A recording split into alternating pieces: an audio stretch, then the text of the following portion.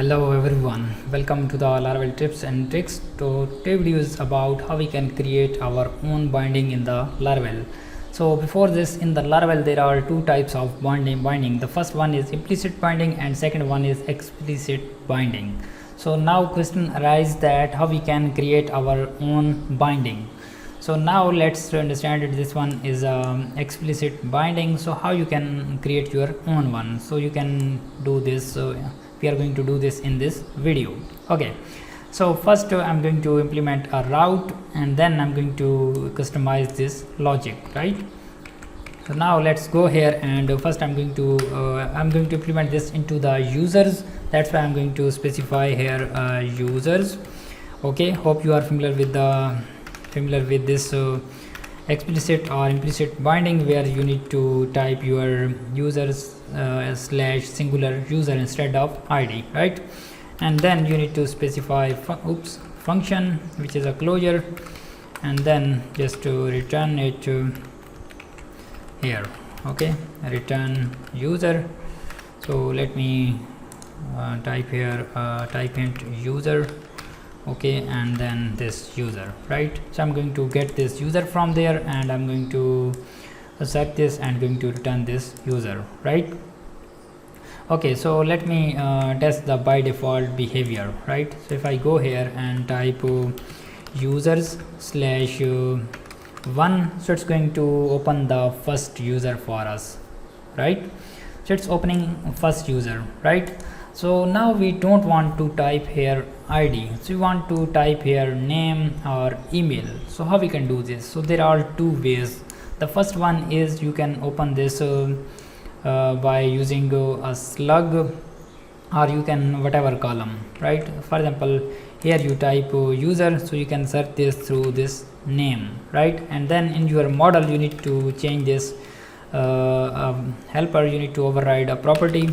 What is the property? You need to change this public function, and here you need to type get route key name, and then you need to return your key here. So if you are passing name, so then you need to return this name, and this will now search into the names, right? But we don't want to do this like this. We want to create our own stuff. So how we can do this? So now let's go here on the documentation. So documentation clearly says that you can do this into your route service provider, right? So we are going to bind our this user, which is our parameter, and we are going to set this into the database. So now let me open the route service provider.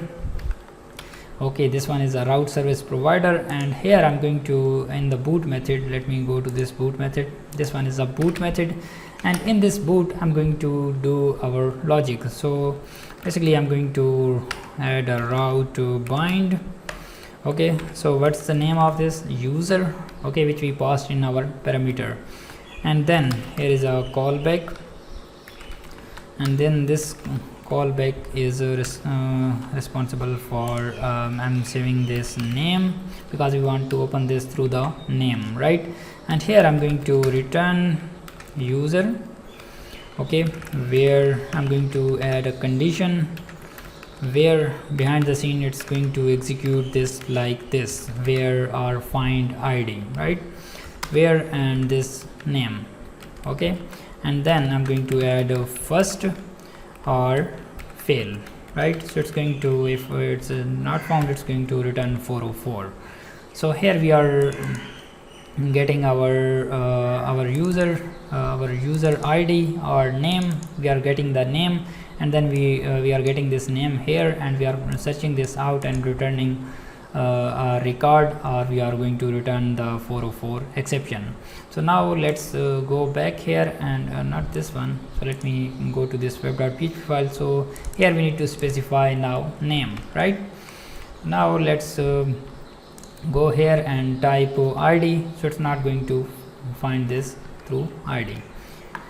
Okay, let's give it a refresh, and yes, it's returning empty. So it means that this one is not found, right?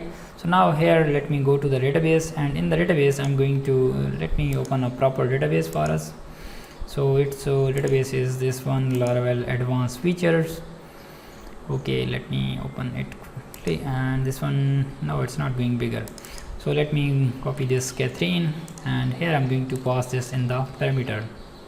Give it a refresh, and yes, it's opening this Catherine, right? Oops, it's not open this. Let me copy it properly. So remove this one and give it a refresh. Okay, and take eye on this, what it's going to return us. So it's still returning nothing. So let me go there and check that why it's returning nothing. So here we don't need to do anything more. So value would be this username, and no, we don't need to do anything. So why it's not returning? So let me check it out. Name, and this one is responsible for this name, user, and then this user is here we are accepting this user where name equal this name, and we are returning this name, right? So it's correct too. Okay, in the web.php file, username, and here we are returning this name. So I don't know why it's not opening. Let me get this second user, and here let's get refresh. Okay, so let me check the database connection. Is it I'm connected with the right database? Yes, I'm connected with the right database. So let me fix the problem. Okay, so I have type here name, so I need to type the users because we need to type it correctly, right? So now let's go here and give it a refresh. So it's going to open the specific user, right? And yes, it's opening this user. And if I open this Catherine, so let me remove this proof, and here why it's not copied this Catherine. Okay, now let's paste this Catherine. So it's going to open the first user, right? So it's mean that now we are able to open a specific user using its name. So this is the way we can we can create our own binding and then open our users with the specific column. So hope you get an idea that how we can implement this into the Laravel application. So if you like this video, please subscribe to the YouTube channel and get the regular tips from this channel. Bye bye.